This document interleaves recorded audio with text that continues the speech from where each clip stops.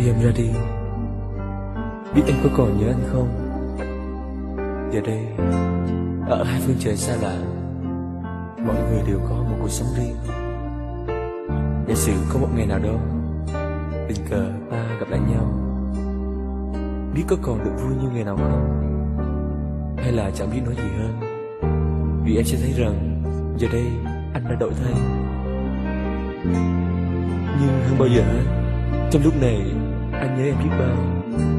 Nhớ ánh mắt, nhớ đôi môi, nhớ tiếng nói dịu dàng, nhớ vòng tay êm ái. Tất cả giờ đây được anh mang theo vào giấc ngủ, một giấc mộng yêu đương không trọn vẹn, nhưng cũng đủ để anh sống nốt những ngày còn lại.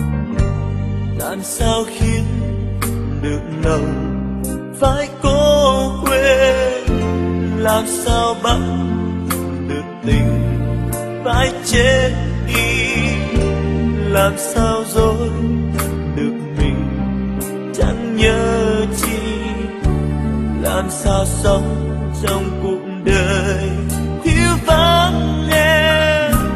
Còn đâu nữa một thời quấn quýt nhau, dường như cả địa cầu chẳng muốn quay, nhường cho chúng ta đêm nay.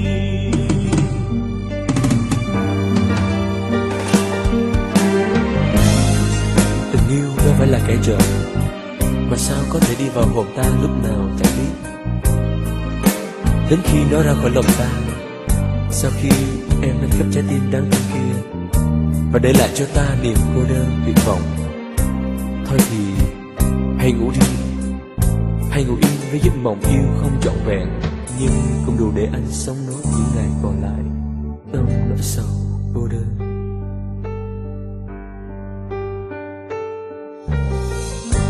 Tựa giọt nước ngọt ngào rất chăm trao, tình yêu thắm vào lòng, nỗi nhớ mong càng mong nhớ nhiều càng thấy nhớ thêm.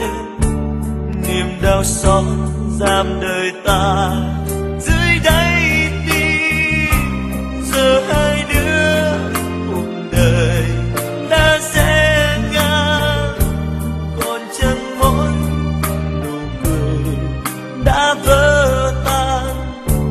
Anh muốn ánh sao đến tan,